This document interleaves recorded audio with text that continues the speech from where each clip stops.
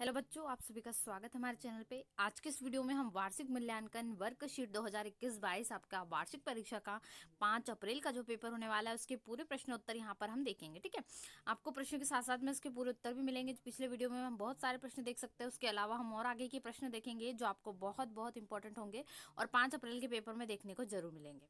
तो यहाँ पर सबसे पहले हम जान लेते हैं आपको किस प्रकार से यहाँ पर आपकी कॉपी में जो लिखित परीक्षा खंड अ हो रहा है, खंड ब में प्रोजेक्ट कार्य था आपको खंडा लिखित परीक्षा आपको देना है। इसके पूरे 60 अंक आपके हैं।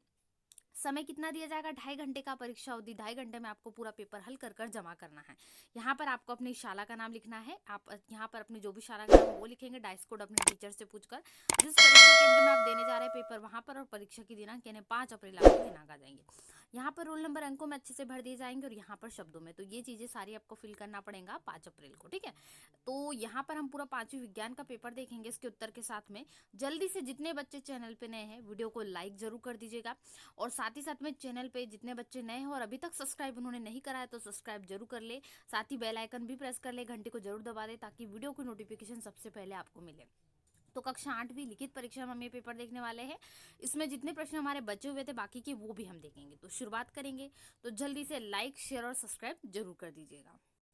तो आपको वर्कशीट पर कार्यखंड अ से यहाँ से स्टार्ट करना है। ठीक है, पहला प्रश्न क्या है? वसा का पूर्ण रूपेण पाचन किस अंग में होता है? यानी वसा पूरी तरीके से यहाँ पर पाचन होता है वो है क्षुद्रांत, यानी जिसको हम छोटी आंत कहते हैं, जिसमें वसा का पूर्ण रूप से पाचन होता है। ठीक है, तो क्षुद्रांत आ जाएगा इसमें स नंबर के ऑप्शन में सही उत्तर। इसके बाद है जल का अवशोषण मुख्यतः किस अंग द्वारा होता है? तो वो होता है बड़ी आंत के द्वारा। बड़ी आंत है इसलिए इसमें ज्यादा सामान आता है, मतलब जो हमारा जल है पूरा पानी ये बृहदान्त्र यानी बड़ी आंत में आ जाता है। ठीक है, तो द नंबर का आपका उत्तर होगा बड़ी आंत, जिसको बृहदान्त्र कहते हैं। इसके बाद हमारा अगला प्रश्न है अमीबा किस अंग की सहायता से भोजन ग्रहण करता है? तो अमीबा जो है वो कूटपात के द्वारा भोजन ग्रहण करता है। तो इसमें कोई भी आपको नहीं मिल रहा ऑप्शन, तो इसमें से उत्तर होगा कोई नहीं, द नंबर का। ठीक है, कूटपात विधि से यहाँ पर मतलब उसकी सहायता से भोजन ग्रहण करता है। ठीक है, ये मेथड होती है उसकी। लेकिन यहाँ पर ऑप्शन में कूटपात कहीं दिख रहा है क्या? नहीं, तो उत्तर क्या होगा? द कोई नहीं इनमें से। इसके बाद हम अगला प्रश्न, प्रश्न क्रमांक चौथा देखेंगे। तो हमारा चौथा नंबर का प्रश्न क्या है? अमरबेल उदाहरण है, इनमें से किसका अमरबेल जो है वो उदाहरण है? तो वो है परपोषी का। ठीक है, द नंबर का ऑप्शन होगा परपोषी का उदाहरण है अमरबेल। ठीक है, अमरबेल एक जो होती है किस प्रकार से आ जाती है, लगातार आपको मिली होगी, जैसे कहीं आप जाते होगे तो एक लता छोटी छोटी जो उभर जाती है उसको अमरबेल कहते हैं। ठीक है, पांचवा प्रश्न हमारा क्या है? किसी कीटों को पकड़कर अपना आहार बनाने वाले पादप क्या कहलाते हैं? जैसे क्या करते हैं, कीटों को जो छोटे छोटे पौधे होते हैं वो खा लेते हैं। तो वो पौधे कौन से? गुलाब ऐसा नहीं है, अमरबेल भी नहीं है, गुड़हल भी नहीं है, तो वो है घटपर्णी। ये क्योंकि सारे जो है ना पौधे हैं और इनमें फूल लगते हैं, जितने हैं इनमें लगभग सब गुलाब का पौधा तो आपने देखा होगा। तो इसमें घटपर्णी है जो कीटों को, छोटे मोटे कीटों को अपना शिकार बना लेते हैं। ठीक है, तो ये आ जाएगा घटपर्णी। श्वेत प्रकाश कितने वर्णों का मिश्रण होता है? देखिए, श्वेत प्रकाश कब होता है? जिसमें हम पूरे 7 रंग इसमें लगातार लगा दे। ठीक है, एक चक्री, एक गोल, आप इसको घर पर भी कर सकते हो। एक गोल कागज कटिंग कर लेंगे या काट कट कर लेंगे, उसमें 7 रंग पूरे भर देंगे। ठीक है, एक एक नाप कर छोटे छोटे कोनों में इस प्रकार से आप भर लोगे, उसमें अलग अलग 7 रंग भरोगे।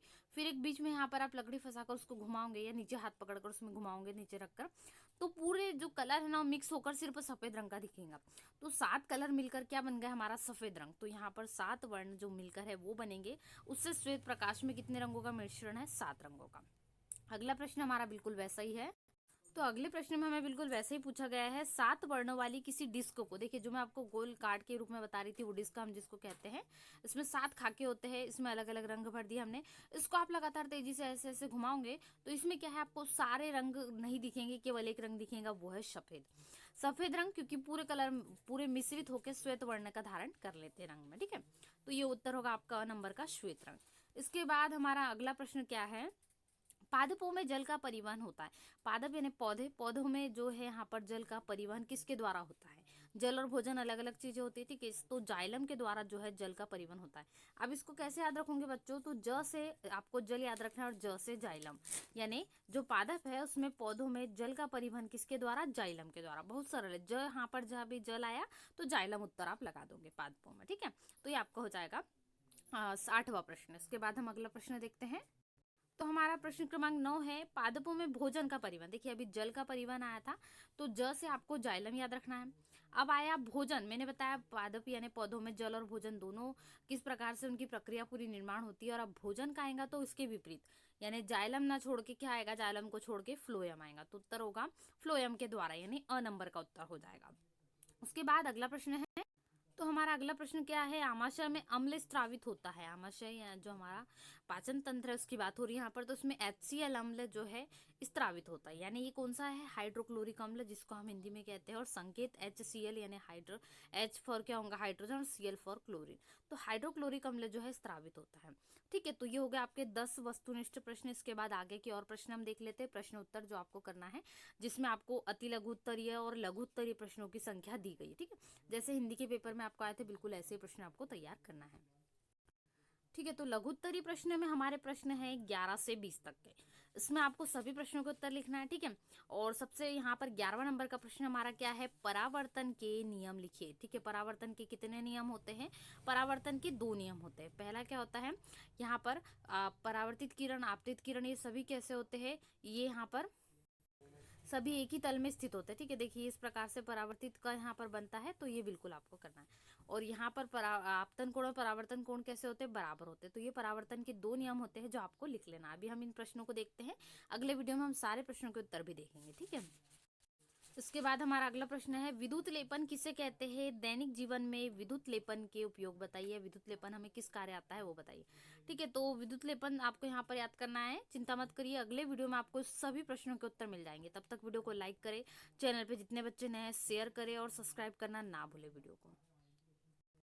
इसके बाद प्रश्न क्रमांक हमारा 13वां है, स्नेहक किसे कहते हैं। देखिए, अब एक लोहे की छड़ है आपके पास में, अब वो बरसात में क्या हो जाती है, वो बरसात में जैसे हवा पानी उसके संपर्क में आता है तो उस पर क्या हो जाता है, पूरा जो है जंग लग जाता है। तो कई बार इस जंग से बचने के लिए भी स्नेहक का प्रयोग कर लेते हैं। और कई बार क्या होता है, जैसे मशीनों के पुर्जे है वो घस जाते हैं, तो उसको चिकना यहाँ पर करने के लिए स्नेहक का प्रयोग करते हैं। तो स्नेहक यही होता है, किसी चीज पर पॉलिशिंग एक तरीके से इसको कहा जाएगा। तो ये अगला प्रश्न है, स्नेहक किसे कहते हैं, इसका उपयोग क्यों किया जाता है। ठीक है, प्रश्न क्रमांक 13 हो जाएगा। अब आगे हम बढ़ते हैं, प्रश्न क्रमांक 14 क्या है हमारा, प्रश्न क्रमांक 14, सर्पी घर्षण स्थैतिक घर्षण से कम क्यों होता है। घर्षण में आपको याद करके जाना है सर्पी घर्षण और स्थैतिक घर्षण के बारे में। ठीक है, तो 14वां प्रश्न ये हो जाएगा। इसके बाद हमारा 15वां प्रश्न क्या कह रहा है, बल लगाने पर किसी वस्तु में क्या परिवर्तन होते हैं। मान लीजिए यहाँ पर एक बॉल या कुछ भी एक जो है वस्तु रखी गई है, खाली है, उस पर कुछ हमने बल नहीं लगाया, आप इधर से आपने उसको धक्का मारा, तो बल लगाने पर क्या हुआ, आपने जैसे ही बल लगाया ना धक्का मारा तो बॉल यहाँ से बढ़कर आगे हो गई। तो विस्थापन में भी परिवर्तन होता है, यानी जगह उसकी बदल चुकी, पहले यहाँ पर थी दूसरी बार में यहाँ आ गई।